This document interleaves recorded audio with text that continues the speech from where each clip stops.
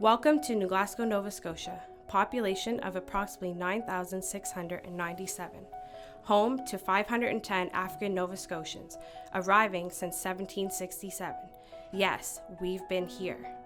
Pictou County's history includes significant contributions to struggles of African Nova Scotians, but we always overcome. 1767, ship Betsy brought African Nova Scotia presents. 1779, slave auctions began in Pictou. 1783, Black Loyalists settled with land grants. 1786, slave Sambo sold, highlighting slaves' reality. Reverend James McGregor aided in securing freedom for enslaved individuals. War of 1812 brought African Nova Scotian settlements. 1834, Abolition Acts ended slavery. Migrations from Glasgow and Tracadie led to African Nova Scotian presence in the 1860s and 1880s. 1887, unrest in New Glasgow erupted over proposals to employ Black workers from Tracadie at low wages, sparking racial tension in the community. The African Nova Scotia presence in Pictou County was primarily established by the Black Loyalists of Glasgow and Tracadie, who migrated to the area during the 1860s and 1880s. Throughout the late 19th and early 20th centuries, numerous African Nova Scotia families also relocated to Pictou County from various parts of Nova Scotia, contributing to its diverse heritage. Some notable surnames include Borden, Bowden, Giro, Paris, Reddick, Clake, Williams, Shepherd, Talbot, Perry, Dorrington, Fee, Desmond, Izzard, Smith, Elms, Jackson, Jewell, Lee, Skinner, Lawrence, Jones, and McLean. Despite facing significant hardships and challenges, we still here. Cried to God once or thrush along the way, we still here. African Nova Scotians have played central roles in shaping the history and culture of Pictou County. Despite facing significant hardships and challenges along the way, we still here. All the way up here, it's pretty hot. Well, this is the Mountain Ellis. It's another one of our historical Black communities here in New Glasgow. Wow. Yeah, so we're going to go visit one of our elders.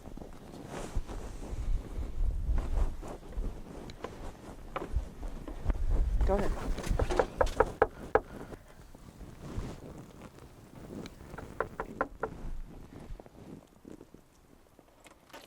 Hi, Brandy. Hi, Ellis. How are you guys today? We're good, Brian. How are you? Not bad, not bad. What's up? I'm teaching Ellis a little bit about our history, and so I thought I'd bring him up to the mountain, and maybe you could teach us a few things. Oh, I could tell you a lot about the mountain, but a lot has changed. But yeah, I can give you a little history. That's what you would like. We'd love that. Wait until I lock the door up, and I'll take you around. All right, perfect. Okay. All right, we'll meet you on the street. Okay, then. How did the Black community end up on the mountain?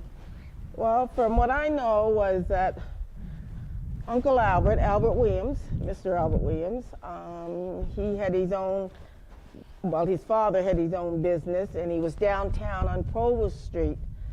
And because the downtown was building up and a lot of white business were going up, they wanted him out of there.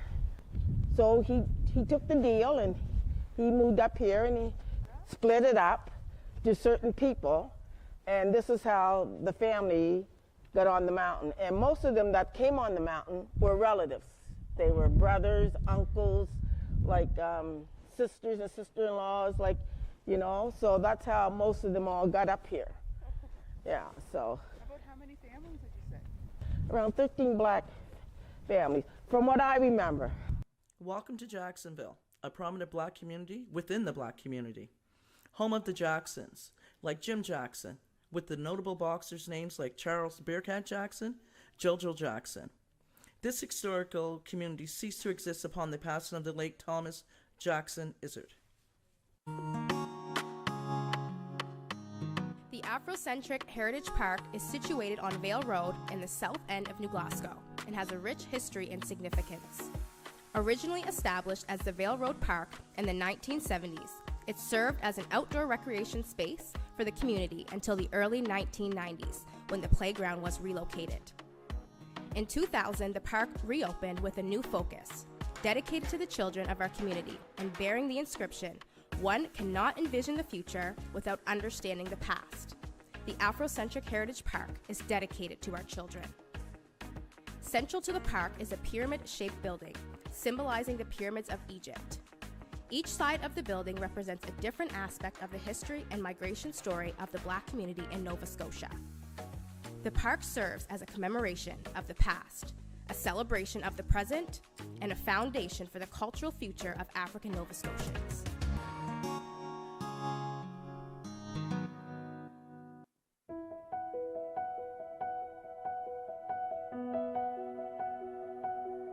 We are now walking on the old Marsh Road. Back in 1914, it was known as Weirtown then. A gentleman by the name of Walter Weir bought a piece of this farmer's field and built houses onto it, row houses, for the black miners that had come up from down east to work at the mines in Westville and Stullerton. And this was the only place that they were allowed to live. And the families weren't allowed to move up with them. There was just the men. They worked here through the week, went home to Guysborough on the weekends.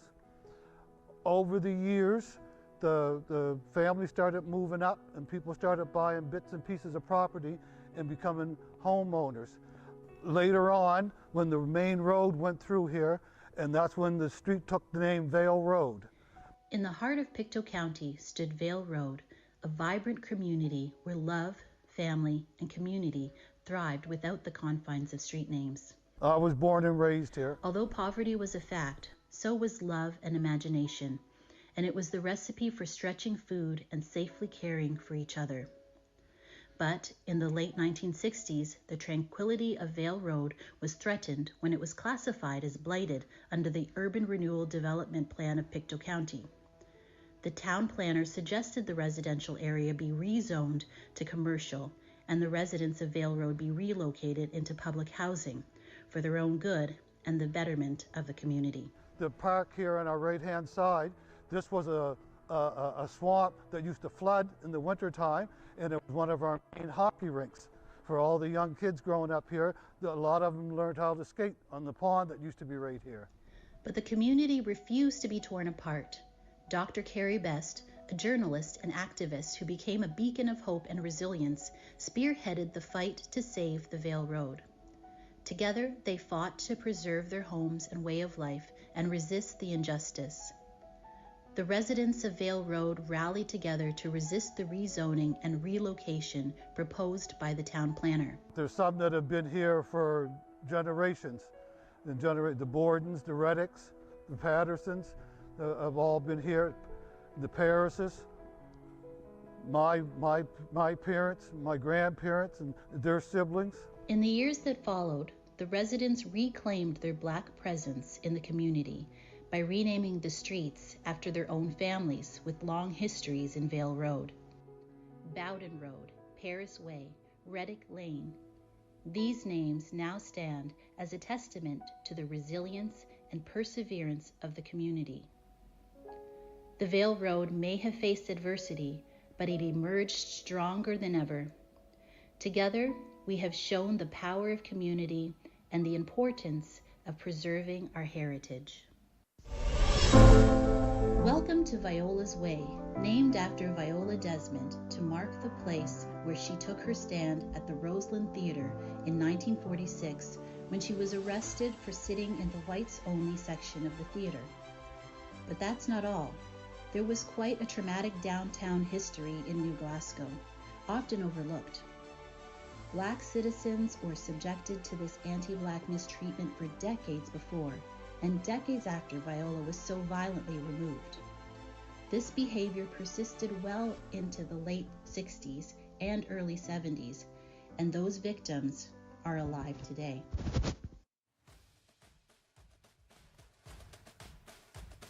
The No. 2 Construction Battalion was the first and only all-black military unit in Canadian history during World War I. They were pioneers, breaking down barriers and providing their capabilities on the battlefield and beyond.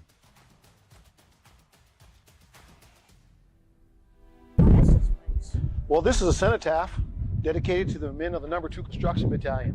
They're Canada's first and only black battalion, and they paved the way for soldiers like me. Wow. Yes, and I'm a descendant of one of the soldiers. This battalion here is, they went overseas.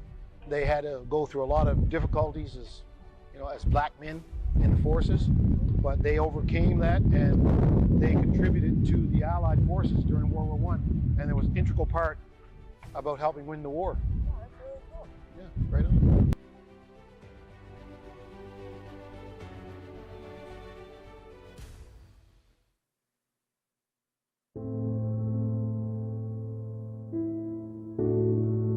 In 1903, a beacon of hope emerged in the heart of New Glasgow, Nova Scotia, a sanctuary that would stand as a testament to the resilience and strength of the black community.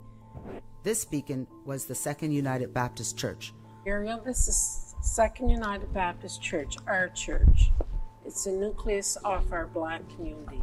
Born from the collective spirit and determination of its founders, whose names have become intertwined with its legacy.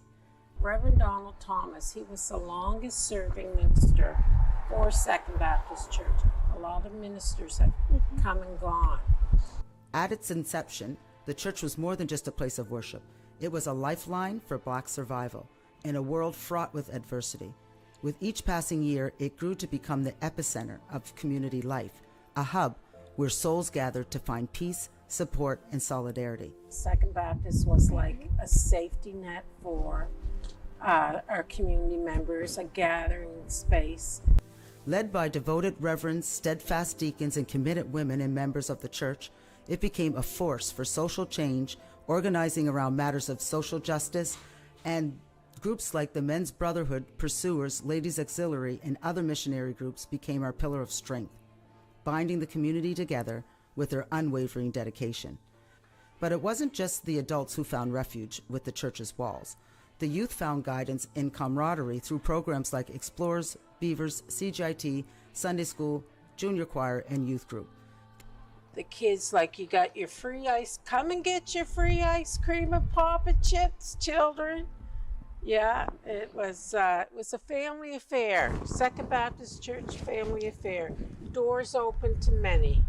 But amidst the joy of the July 2nd, 1984 Sunday School picnic, a tragedy would strike. As families gathered for the annual Sunday School picnic, the RCMP came with a word.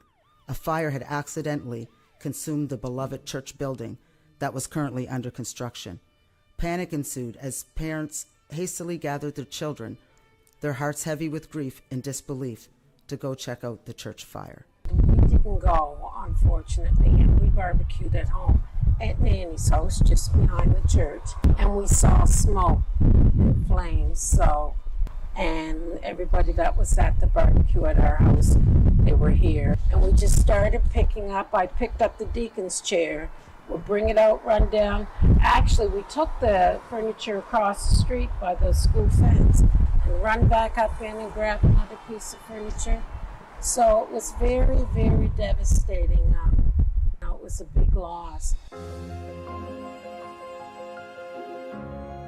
Yet even in the face of devastation, the spirit of the Second United Baptist Church endured. The fire may have claimed the physical structure, but the love and joy that once filled its halls remained alive in the hearts of its congregation. And as the community rallied together to rebuild, they did so with a renewed sense of purpose and determination, honoring the members of the past while forging ahead into the future.